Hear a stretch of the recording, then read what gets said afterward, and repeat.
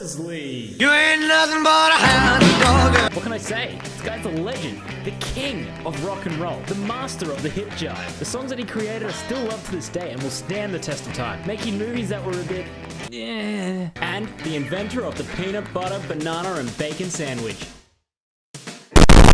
All jokes aside, Elvis Presley will go down as one of the greatest musicians of all time. However, that doesn't stop people from cashing in on the legacy of Elvis. Some good, some bad, and just some that are just downright horrible. What happens when you mix the king of rock and roll with video games? A lot of special edition characters! Well, they're not the man himself. Mostly copycats of the Las Vegas star. But we never got a standalone Elvis Presley game. What the fuck? Rock and Roll Adventures. Never heard of it before. Also, this sticker won't come off. I tried. It won't come off. Data design. Never heard of them before. I wonder what other games they've made. Ah, shit. Well, guess I have to go put this in charge. I'll find out later. Renderware and gods? Oh, of course. Odin was the best storyboarder, and Thor, the most underrated 3D rendering technician. Oh, that's some jazzy music. Even though Elvis sang rock and roll. Okay, bit of a hiccup, but I can't judge a game from the menu. But I can judge it on its first second. Oh, how could I have been so blind? See, when the PlayStation 2 was released, it grew to be the biggest selling console of all time, selling 157 million consoles. But with that, low-grade gaming companies would make poorly rushed games just to make a quick buck. Majority of these games weren't even sold in game shops, or even major chain stores like Kmart and Target. These are the type of games you just find at a reject shop for $5 to $10. And parents at the time were none the wiser. I mean, why buy little Johnny a $60 AAA title when you can get a game 6 times less? Okay, now I gotta know what other games have made. Hang on, alright, my phone's turning on. Let's just play the game and we'll find out soon. So you play as Elvis. Oh, sorry, Elvis. Because paying for the rights is hard. So technically this isn't an Elvis game. Does that mean I don't have to play it? Sweet, awesome. Rib! Fitzel! Kubabaru! Naka! Noosh! Pizza! But this is not an Elvis game. It's not an Elvis. It clearly states. Alright, under legal reasons, I have to finish this review. Also, hey, before you go, what's this thing that I have to sell my soul to a Mr. Lucifer? I mean, who the fuck names their son Lucy?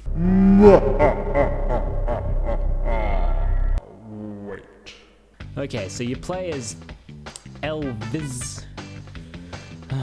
Your goal is to collect CDs to unlock the 8 locks of a portal to move on to the next level. And on top of that, you need to collect tapes, drums, and music notes to actually use the portal. Each level has a minimum percentage that you would have to collect to advance. On easy, you only need to collect 50% of the items, medium 75%, and hard 95%. To be honest, they are not that hard to find, and I would recommend just playing on hard. Actually, I don't recommend playing this at all. Your enemies are... Whoa, what's going on with my camera? It just moves automatically. Not only when I'm standing still, but also when I'm moving, which means I'm constantly fighting the camera for position. This is gonna make it hard since this is a fucking platformer! Not to mention that this entire level is like running on fucking ice. Hey, I thought this was the king of rock and roll, not the king of pop.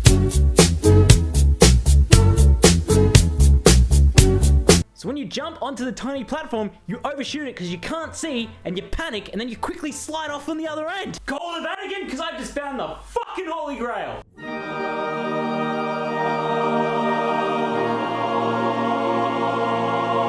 At what point in development was that okay? I'm sure people started out working for these companies just to get their foot in the door, but then you've got some higher up looking over their shoulder going, oh, that's some good work there, we'll use that. Sir, that's the first draft of the move mechanics. I think I need to... You want your 3 bags of corn flour? Yes, sir. Then you will do what I tell you to do!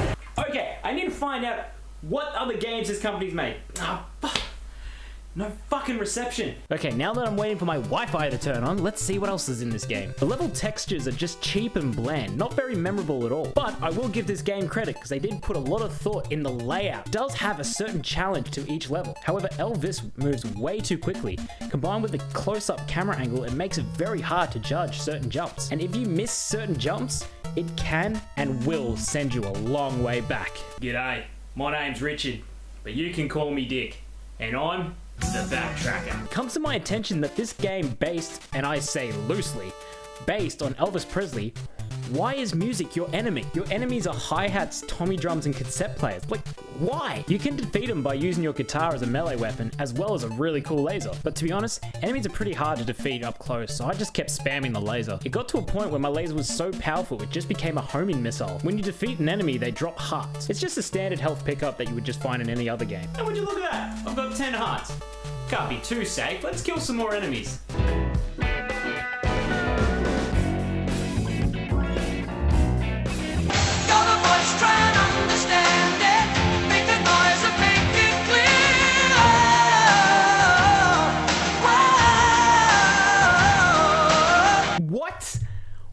Why did that happen? So it turns out when you have 10 hearts, when you gain an extra heart, it wipes your last 5 and gives you an extra life. But at the time when I got swarmed with enemies, I would gain the heart, causing my 5 hearts to go away, and I just kept getting hit and I just lose that extra life. I mean, why can't they just keep giving me extra lives? You know, like what Mario... Oh. I'm sorry, I don't know what came over me.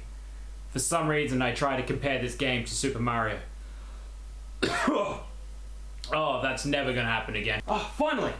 The internet's on. Now I can finally... No. No.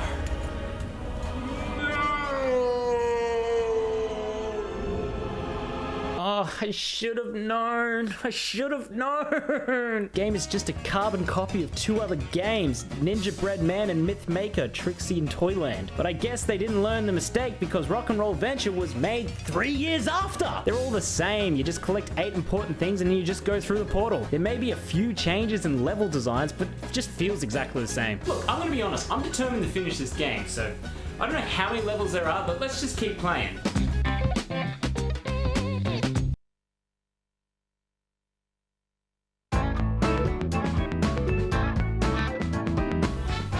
One for the money, 2 for the show. 3, are you ready? 3 levels! I'm not even kidding. 3 levels! I even did my own speedrun, and you want to know how long it took me? Alright, just did the speedrun on Twitch, so and my time was, getting to focus, 31 minutes and 41 seconds. I don't have milliseconds because that's just the way it is. So say hello, people on Twitch.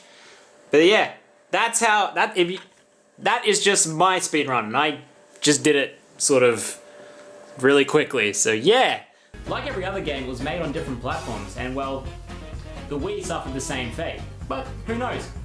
Could be a little bit different. I doubt it though. It was made in the same year, but oh well, let's try it. But you probably saw that shot that the game's not in there. It's there. I have. Oh wait. This is new. Oh yeah, this looks so much better. It's got neon lights and... Is that shading? Oh, this is so much better. I know it's a tutorial, but it looks just so much better. But the problem is the controls are a whole lot worse because now they're using motion controls as you jump. Although later I just found out you could just use the Z button. Maybe it was a different team that put their own style into the game.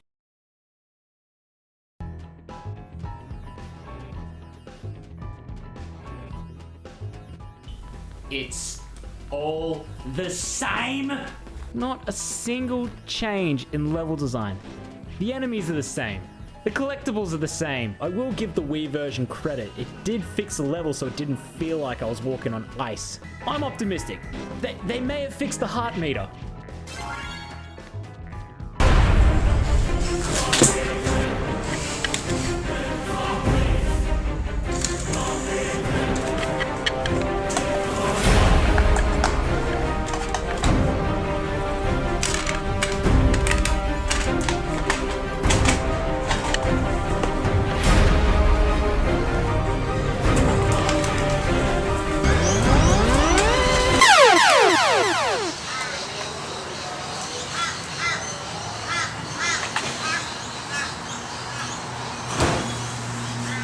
Thank you for watching, guys. If you've made it all the way to the end, why not hit that like button and subscribe? And hey, why not even share it out with a friend? Maybe they'll enjoy it. And if you're wanting more up-to-date content, why not check out my Twitch channel? You can click in the description down below. You can also check out my last review on Scarface The World Is Yours, as well as this other one I did for Amy. I'm gonna try to get these videos out every 2 weeks. Be sure to check back to this channel in 2 weeks' time when we start our Halloween episodes. As well as try to get a few skits here and there, but we'll see how we go. Thank you again, guys, and like always, I will catch you all in the next video.